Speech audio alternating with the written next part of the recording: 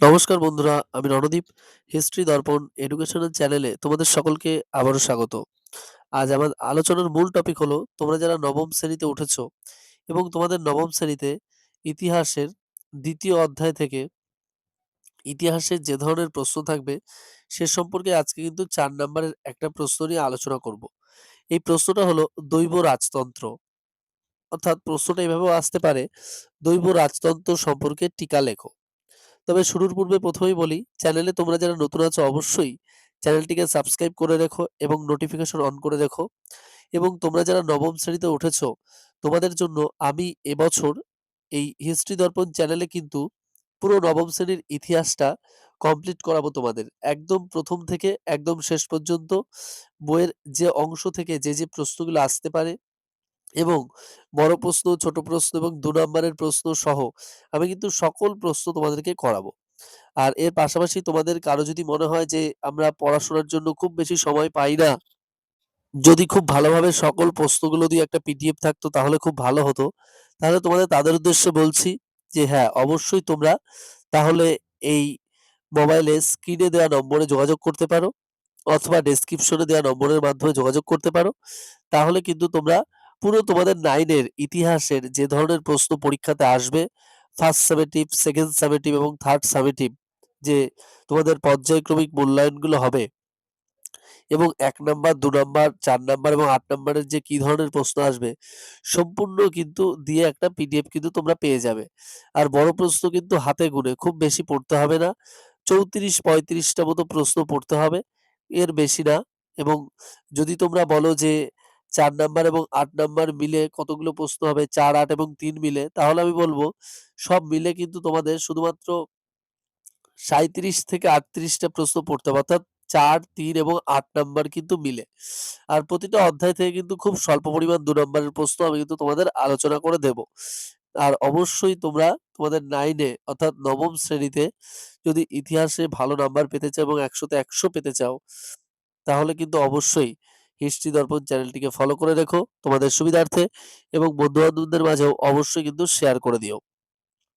তোমাদের যে দাদা-দিদিরা আ আগের বছর অর্থাৎ নবম শ্রেণীতে যখন ছিল, তারা কিন্তু হিস্ট্রি দর্পণ চ্যানেল থেকে সাজেশন দেখে এবং প্রশ্ন দেখে কিন্তু তারা বহু প্রশ্ন কমন পেয়েছে এবং খুব আনন্দিত হয়েছে। তাই আমি চাই তোমাদেরকে এবছর হাতে ধরে আমি পুরো বইটা শেষ করাবো এবং প্রতিটা অধ্যায় থেকে কিন্তু ৪ এবং ৮ নম্বরের প্রশ্ন, সব প্রশ্ন আলোচনা করব। আজকে তাহলে যে প্রশ্নটা আলোচনা করব সেটা হলো দৈব রাজতন্ত্র। অর্থাৎ দৈব রাজতন্ত্রটা কি? দেখো, প্রথমেই বলি, ফরাসি বিপ্লবের পূর্বে পূর্ব রাজতন্ত্র ছিল স্বৈরাচারী ও ঈশ্বর প্রদত্ত ক্ষমতায় বিশ্বাসী। অর্থাৎ ফরাসি বিপ্লব আমরা তো জানি যে ১৭৮৯ সালে হয়েছিল। তা এই ১৭৮৯ সালের আগে ফ্রান্সে অর্থাৎ ফরাসিতে একটা রাজবংশ ছিল। তাদের নাম ছিল বুর্ব। এই বুর্ব রাজতন্ত্রে যারা বিশ্বাসী ছিল তারা কি করত? তারা ছিল স্বৈরাচারী। মানে খুব অত্যাচারী। সবসময় নিজের দিকটা তারা ভালো করার চেষ্টা করত। আর এই সবকিছু করত এবং সবার কাছে প্রচার করত যে তাদেরকে ঈশ্বর এগুলো করার জন্য পাঠিয়েছেন এবং এজন্য ঈশ্বর প্রদত্ত ক্ষমতায় তারা বিশ্বাসী ছিলেন। তারা নিজেদের ঈশ্বরের প্রতিনিধি বলেও মনে করতেন। দৈব রাজতন্ত্রের ধারণা অনুসারে রাজা ঈশ্বরের কাছ থেকে রাষ্ট্র শাসনের অধিকার পেয়েছেন দেবতার নির্দেশে। এই কথা প্রচার করতে শুরু করলেন এবং দেবতার নির্দেশেই তিনি শাসন পরিচালনা করবেন এবং তিনি দেবতার নির্দেশেই শাসন পরিচালনা করেন। অর্থাৎ বুঝতে পারছো যে ফরাসি বিপ্লব যখন ১৭৮৯ সালে হয়, তার পূর্বে ফ্রান্সে একটা রাজতন্ত্র বা রাজবংশ ছিল। তারা ছিল বুর্ব রাজবংশ। তারা ছিলেন স্বৈরাচারী এবং ঈশ্বর প্রদত্ত ক্ষমতায় বিশ্বাসী। আর তারা সবসময় নিজেদেরকে বলতো যে তারা হলো ঈশ্বরের প্রতিনিধি। আর এই রাষ্ট্রকে শাসন করার জন্য তারা দেবতার থেকে নির্দেশ পেয়েছেন এবং দেবতার নির্দেশেই তারা এই শাসন কার্য পরিচালনা করছেন এবং দেবতাই তাদেরকে পাঠিয়েছেন। শুধু তাই নয়, তোমরা যদি আরেকটু দেখো তাহলে দেখতে পারবে যে দৈব রাজতন্ত্র অনুসারে রাজার ক্ষমতা যেহেতু ঈশ্বর প্রদত্ত, তাই রাজা তার শাসন কাজের জন্য ঈশ্বর ছাড়া অন্য কোনো প্রজাসাধারণের কাছে কিন্তু জবাবদিহি করতে বাধ্য নন। অর্থাৎ রাজা কিন্তু অন্য কেউ যদি রাজার কাছে কোনো কৈফিয়ত বা রাজ্য সম্পর্কে কিছু জানতে চাইতেন, রাজা কিন্তু কখনোই কাউকেই সে সম্পর্কে কোনো তথ্য বা কোনো জবাবদিহি করতেন না। এবার কিছু ক্ষেত্রে তিনি ঈশ্বর ছাড়া অন্য কারোর কাছে যে জবাবদিহি করবেন না, সেটা স্পষ্টত জানিয়ে দিতেন প্রজা সাধারণের মধ্যে। ফলত প্রজা সাধারণরা জানতেন যে সত্যিই তাহলে রাজাকে হয়তো ঈশ্বরই দূত হিসেবে পাঠিয়েছেন এবং দেশ শাসন করার জন্য পাঠিয়েছেন। ফলত ফরাসি সম্রাটরা নিজ ইচ্ছা অনুসারে দৈব রাজতন্ত্রের মাধ্যমে দেশ শাসন করতেন।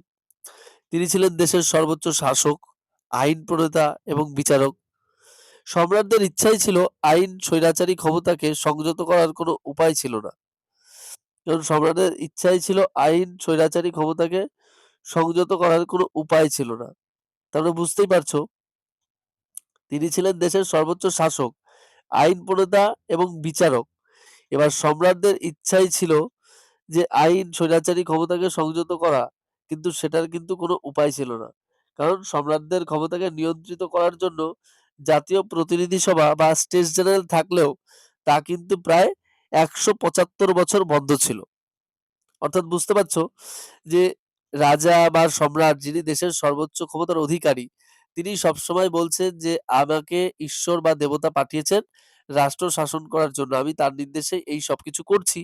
এবং এই যে তাদের যে আইন স্বৈরাচারী ক্ষমতাকে এটা তো সংযত করা বা এটা যে বন্ধ করতে হবে, এটা কিন্তু বন্ধ করার কিন্তু কোনো উপায় ছিল না। কেননা স্টেটস জেনারেল বা প্রতিনিধি সভা যে একটা সভা বসে, সেই সভা কিন্তু ১৭৫ বছর কিন্তু বন্ধ ছিল। ফলত সম্রাট ছিলেন সীমাহীন ক্ষমতার অধিকারী। আর এই সময় সম্রাট চতুর্দশ লুই বলে বসেন যে, "I am the state" অর্থাৎ আমিই রাষ্ট্র। ফ্রান্সে দৈব রাজতন্ত্র ছিল একেবারে মধ্যযুগীয় ভাবধারা। অর্থাৎ মধ্যযুগে যেমন ভাবধারা একটা প্রচলিত ছিল, ফ্রান্সেও কিন্তু মধ্যযুগে সেই ভাবধারাটাই চলে আসছিল। দৈব রাজতন্ত্রের দ্বারা ফরাসি সম্রাটরা চরম স্বৈরাচারী রাজতন্ত্র প্রতিষ্ঠা করেছিলেন। অর্থাৎ তাদের নিজেদের যে বিষয়টা ভালো লাগতো, যে বিষয়টা তারা চাইতেন, সেটাই তারা করতেন। কিন্তু পরবর্তীতে ১৭৮৯ সালে ফরাসি বিপ্লবের ফলে দৈব রাজতন্ত্র কিন্তু ভেঙে পড়ে। পরবর্তীতে ফ্রান্সে কিন্তু আধুনিক যুগের সূচনা হয়। অর্থাৎ তাহলে বুঝতেই পারছো তোমরা যে যদি তোমাদের আসে যে দৈব রাজতন্ত্র কি? তাহলে কিন্তু তোমরা এটা যদি খুব ভালো করে শোনো, তাহলে কিন্তু তোমাদের দৈব রাজতন্ত্র সম্পর্কে একটা ধারণা হয়ে যাবে।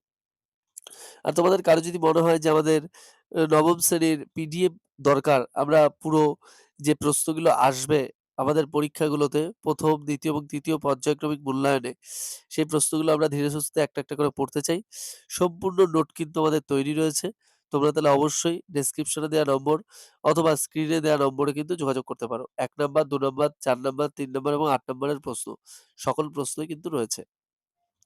আর শেষের আগে একটু বলি, তোমরা যারা চ্যানেলে নতুন আছো অবশ্যই চ্যানেলটিকে সাবস্ক্রাইব করে নোটিফিকেশন অন করে দেখো। বন্ধু-বান্ধবদের মাঝেও শেয়ার করতে কিন্তু একদম ভুলো না। দেখা হচ্ছে পরবর্তী ভিডিওতে। সকলে ভালো থাকবে, সুস্থ থাকবে। ভিডিওটি সম্পূর্ণ দেখার জন্য তোমাদের সকলকে অসংখ্য ধন্যবাদ।